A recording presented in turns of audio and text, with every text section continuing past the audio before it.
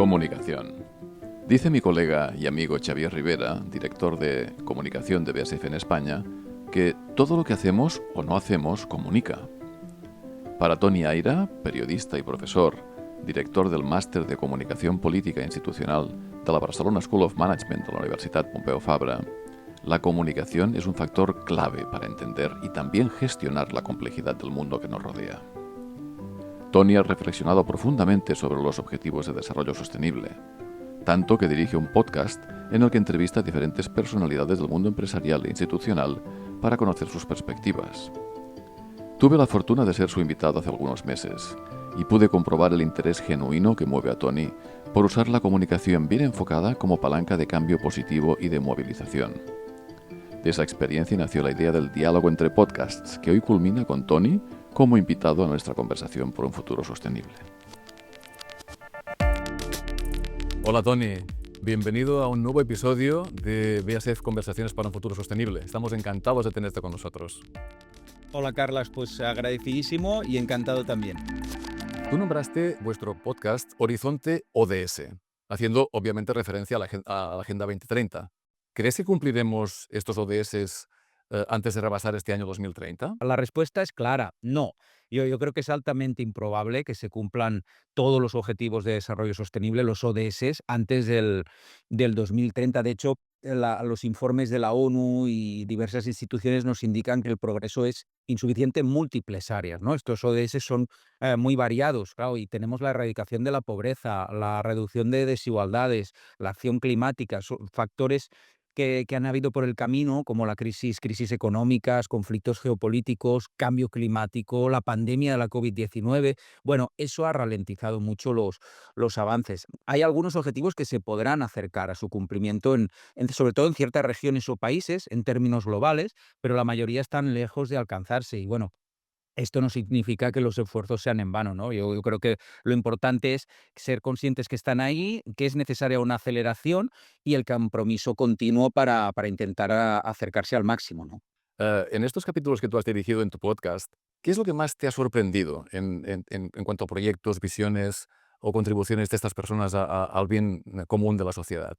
La importancia de la comunicación eficaz en la concienciación social, ¿no? Y es muy importante cómo desde perfiles muy diferentes se tiene en cuenta este factor comunicación como clave, ¿no?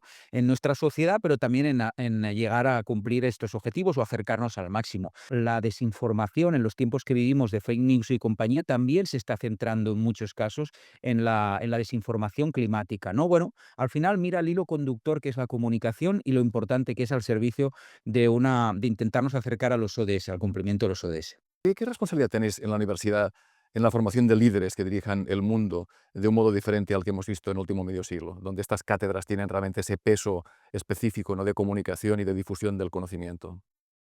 Pues es una importancia, yo creo, crucial. La universidad tiene una responsabilidad clave en la formación, tú lo decías bien, de líderes que sean capaces de transformar el mundo, especialmente en el ámbito de la sostenibilidad. Claro, ahí la universidad puede incidir en diferentes factores, ¿no? Uno es la educación transformadora. Las universidades, evidentemente, deben ir más allá de la enseñanza tradicional y deben formar a profesionales con pensamiento crítico, visión global, herramientas para tomar decisiones responsables. Bueno, ahí la integración de los ODS en los planes de estudio es esencial.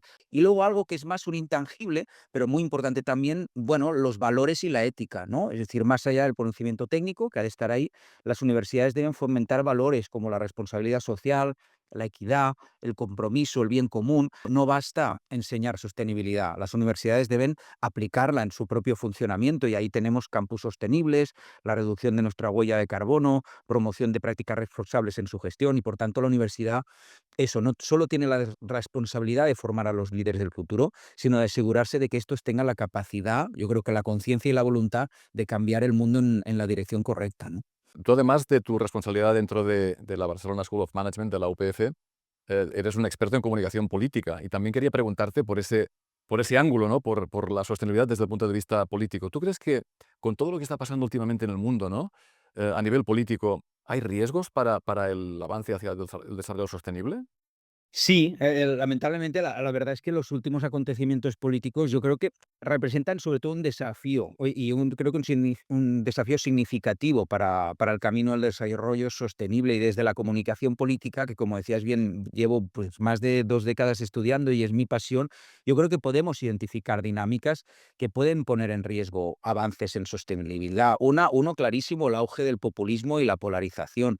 En muchos países los discursos populistas han capitalizado el descontento social y una parte de él, y a menudo pues han presentado la sostenibilidad como algo que es un obstáculo para el crecimiento económico o como una imposición ideológica, ¿no?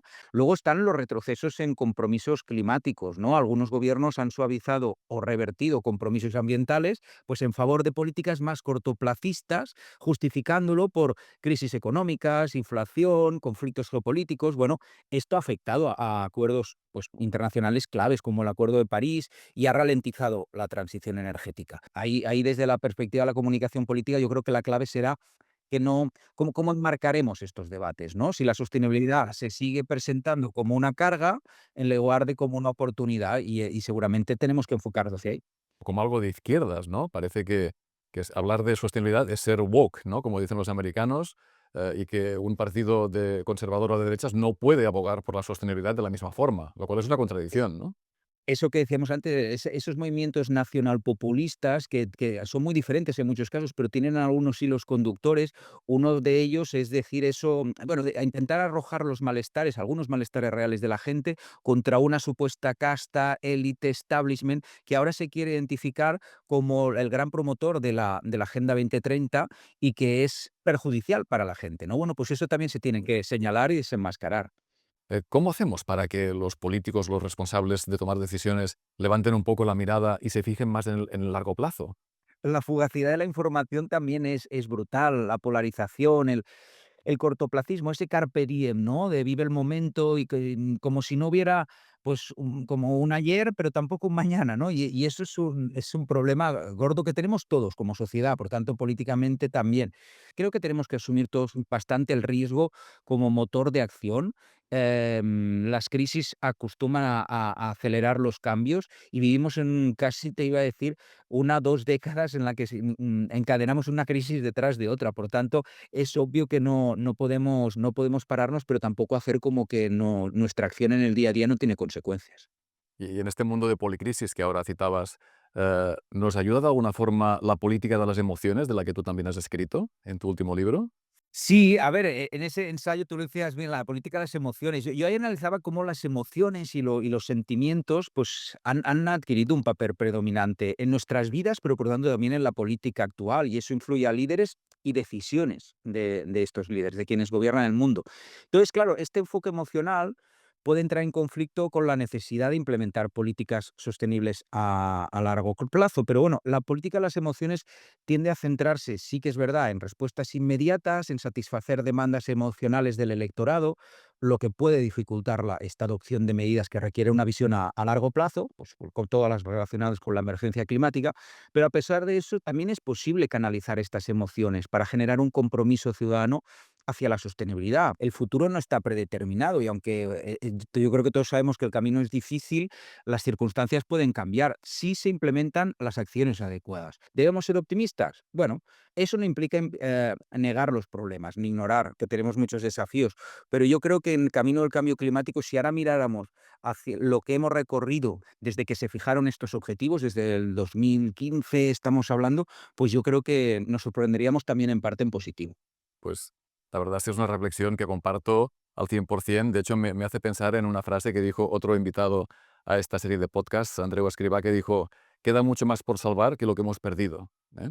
Te agradecemos muchísimo que hayas compartido este espacio con nosotros. Necesitamos gente como tú que tienen visibilidad y tienen esa capacidad de influencia sobre muchos actores de esta partida para que las cosas pasen. O sea que muchísimas gracias por estar con nosotros, Tony.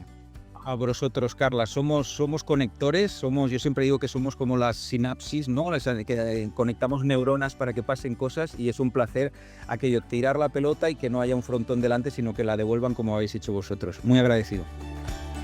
Es difícil resumir la avalancha de reflexiones lúcidas de Tony Ayer en unas pocas líneas. Su discurso es claro e inteligible. El futuro no está escrito. Todavía podemos darle forma positiva con acciones decididas por parte de empresas, gobiernos y ciudadanos concienciados. Y la comunicación es una de las herramientas imprescindibles para crear esa masa crítica de voluntades constructivas. Es un privilegio contar con pensadores como Tony, que además de producir ideas inspiradoras, tengan la capacidad de expresarlas con impacto e influencia. BASF Podcast. Conversaciones para un futuro sostenible.